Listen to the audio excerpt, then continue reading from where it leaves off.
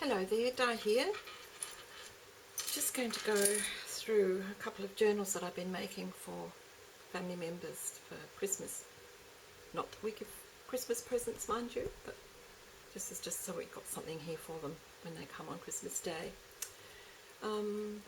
Also, I've been playing with, or my husband's been playing, and son have been playing with my camera and my lighting, trying to get it better. So I needed to do just a quick video just to see if it is any better, if we still have to work. I think I've still got to do some more with regard to the lighting, but that's an ongoing issue. Anyway, let's get down to it. This journal, it's a nice fat journal. It's got 5 signatures. I better do a bit of a quick measure. This one is 18 centimetres or 7 inches by 27 centimetres or 10.5, so it's quite a big journal. And the spine is 6 centimetres or about 2.5 inches. It's quite a big journal. Simple frame on the front with her initials glossy accented on the front cover, and that's it. A few little dangly bits here just to drive her crazy. Some steampunk goggles from Prima Marketing, a couple of cogs, a pretty little greeny blue jewel, one of my new little handmade hands, and I believe Tim Holtz tag. The only thing that I had that needed to be taken into consideration with this journal was that she loves this blue, not that this is quite the right blue, but the blue of a superb wren,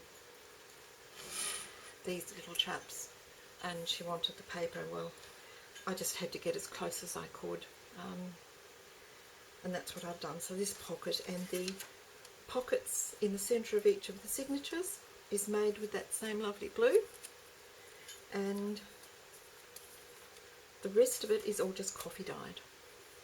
There's really nothing amazing about this book particularly. The only things perhaps that I did differently when I was doing the coffee dyeing was to produce this border, which I quite liked, and you just do that by holding a stack of the paper on its, hold them clumped together so you've got several in a group, and you dip it down into the coffee as you, and then go round the 4 sides of the A4 paper, and it creates this lovely border effect. So I had to use this in one that I didn't trim because I didn't want to trim it off. And on the back of, so that's on the front and the back of each signature, and I've got my inky handprint on the inside back cover of each of those. So there's lots of pages in here for her to write in. The pockets are pretty much the same. They've got a pocket front and back. These pockets are from Genevieve Designs, and I bought a 6x9 envelope journal template pack, and I did amazingly well. I bought this one, which is, I think it's called Watermark, this design, and it looks a little bit grungy and it's got watermarks on it. Oh, there's not one there. Wait on, what's this? Yes, there's the same one. You can see it's a bit sort of splotchy and grungy.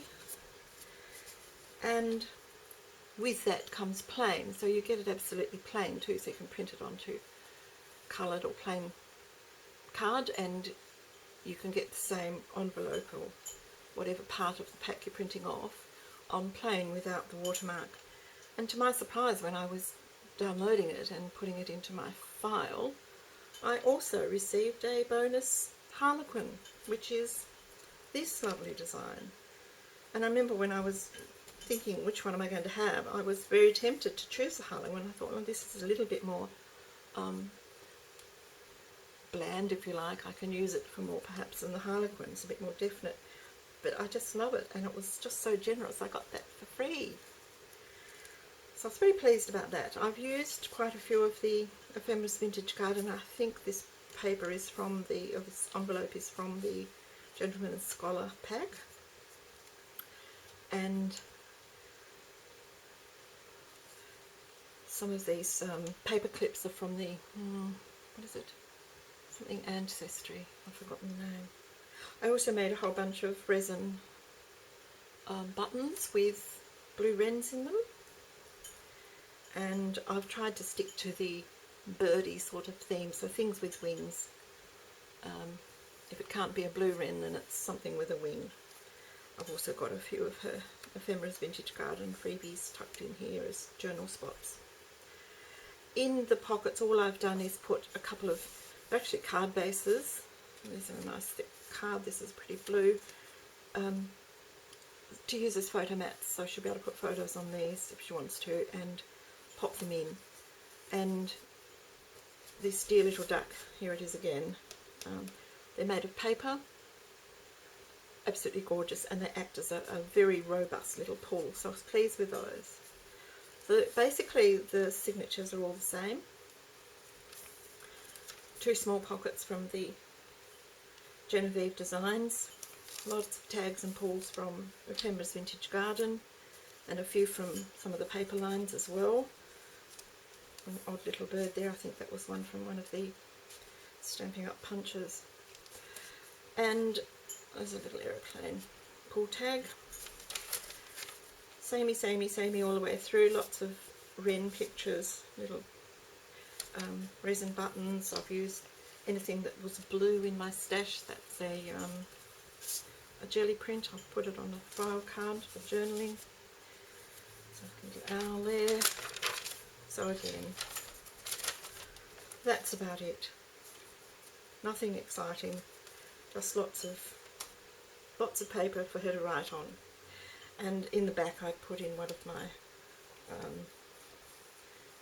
leftover packaging clear pockets, and I've popped, she's into colouring, so there's a little colouring book there. She's sitting waiting or something, she's got something to do. So that's that one. It's not tremendously exciting, and this was one of my failed covers. I call them that because I made these without the matte medium. The second one is, now this one's a bit of a disaster, but it's really just a journal for my daughter to keep her tax receipts and notes and anything that pertains to doing her income tax at the end of the financial year. I've got the ATO on the bottom here, Australian Taxation Office, and her initials up the top with some little grunged up sprayed hearts. Big button closure. I thought it's just double strand of hat elastic, but it's really easy to pop on and off. It's not complicated, and I imagine this will just be sitting in her car waiting to have receipts and information popped into the envelopes. And this was the reason I bought the Genevieve. I had an idea that she's not a tremendously organised girl. She's lots of absolutely wonderful things, but organisation with the paperwork isn't sort of high on her agenda. And I thought if she had something like this that could just sit in the car, and all of these pockets, all these envelopes, there's one for each month of the year. I was going to put them in financial year, but I figure it's December now, so she'll probably only use it, you know, the last 6 until June, but then she can start over again, so she can arrange them how she wants. The decorating is pretty horrible. I've just tried to put something on. This is autumn, so it's an embossed leaf, you know. April I was a bit lost, but I had this absolutely gorgeous little, there's a pig on this, isn't he sweet, and a goose, because she's had a hate relationship with geese. She used to think they tried to bite her when she was a child. We had geese.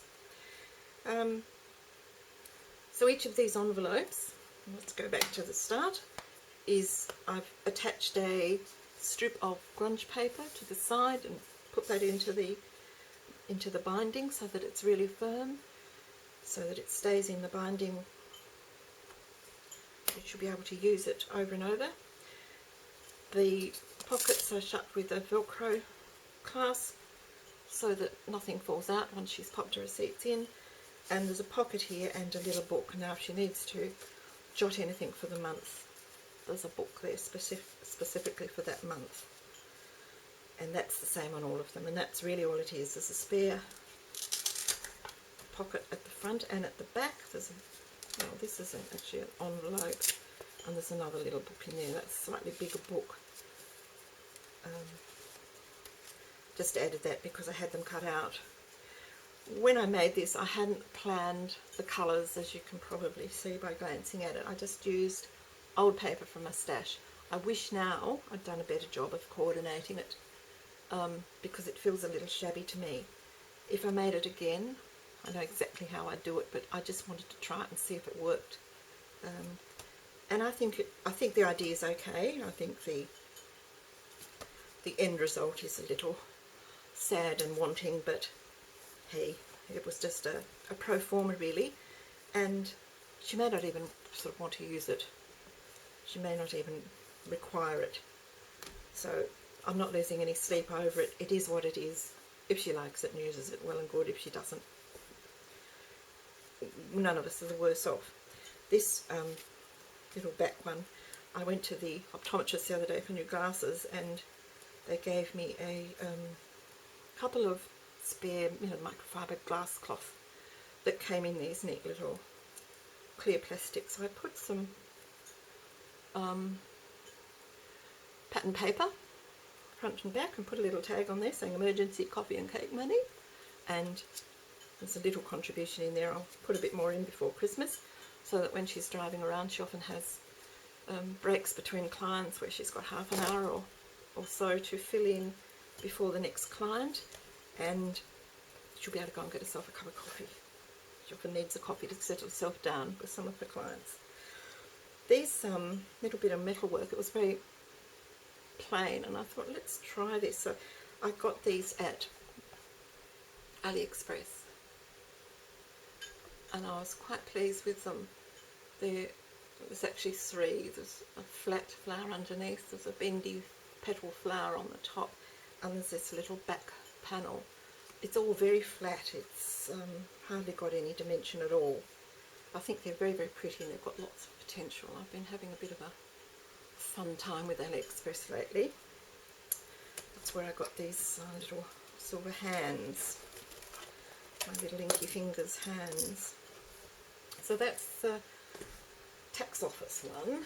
Now my son was, I think, feeling a little left out seeing me making all these books for the girls, and so I made him a little one. He sees himself as a bit of a writer, and so I thought a little journal that he can take with him if he goes out, pop in his bag. If he's waiting for someone, he'll be able to write in it, whatever. This one I actually put some, I don't know if you can see that, the lighting isn't brilliant. How are we going? Is it focusing? I put some alcohol inks onto the little hand to make it look a little more inky fingers.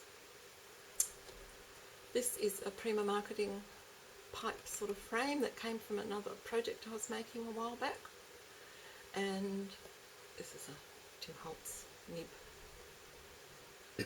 So that's really all. Oh, and this is one of those little texty slider things that I thought just fitted there. I got the 6mm elastic, and it fits perfectly. It holds it quite, you really have to move it to get it to move up and down, whereas I had it on a strand of hat elastic before, which barely held the pages together, and also this thing just flopped everywhere. So I thought, no, try the wider elastic, and while it's not so tremendously neat in the back here, next time I made it I might try and tuck it actually inside the cover and put something over it. But because I like this sort of closure very much, it's unobtrusive and it's quick and it doesn't sort of go everywhere, and it doesn't get as, especially for a bloke. This one is very simple. It's just got 3 little signatures. It is, it's quite a small one. This is only 21 centimetres or 8¼ by 14 or 5½, and it's just got a little, what is it, 5/8, almost 3/4 of an inch spine, 3 signatures, so it's pretty plain. I've used each of the signatures has got a page from a paper cover from Graphics 45, I think, typography, And so I've just used those 3 pages to cover the signatures. There's a pocket on the front of each. I've added a paper clip, an industrial sticker and a word. This one's got Chronicles, this one's got Write, and an aeroplane, this one's got Thought. And this one, the reason for that is he follows Collingwood Football Club, which is black and white, hence the connection. It's tenuous, but it's black and white, and I didn't have one more appropriate. Lots of girly paper clips, but not a lot of boys paper clips. So that's it. That's his little book. Oh, I didn't show you. Inside the back cover I've got his initials, and walking across the top of them is Pig, our cat. He's really Christopher's cat now. He's and he does walk all over him, so I thought that was appropriate. The last one, it's not even really finished, is this book I made some time ago when I was hiding the spiral binding within a bought book cover, and I'd filled the pages with just scraps and bits and pieces, bits of watercolouring I'd done, and leftover bits and pieces, and a couple of envelopes and blah blah blah. And I thought it'd make a good journal for a garden. And then I thought, now my husband has been really working hard in the garden recently, especially since we've been here and I've been not able to do much myself. And at the present we're eating these lovely new potatoes and beans and radishes and all sorts of things out of his garden, and he's done amazingly. And I thought, because we don't have many photos around the place, they're all digitalised, they're all tucked away in the computer, we don't see them. I thought I'll go through the external hard drive, get off any of the photos from way back. I think this one was back when we first married. This was our second house. We're digging a bore. You know, they're old, they're not all exactly gardeners' photos, but at least it shows memories of really, even though he doesn't like gardening and he's never really claimed to be a gardener and has never really done much, he's been around and he's done quite a bit, and he's certainly doing a lot more now. And I thought, I'm quite proud of what he's achieved, so it might be nice to pull out all these photos and just remind him that he's done a pretty good job. And they're not even stuck in. I'm waiting. I've got it's sort of in chronological order as we go through, but I've got a heap more printed off. There's my dear Bobby, isn't he a lovely dog?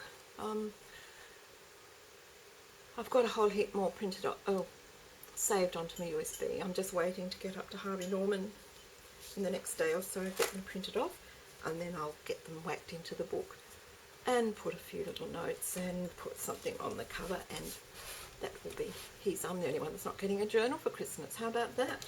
Everyone else will be. Okay, so that's it. That's it from me. That's it for me this year, I should think. Hopefully by the time I get back in the new year, there's going to be some better lighting in this little room. Hope you all have a lovely Christmas. If you celebrate Christmas, if you don't celebrate Christmas, I hope you have a happy holiday or happy end of the year and happy new year, whatever the appropriate terms are. See you later. Talk to you soon. Bye now.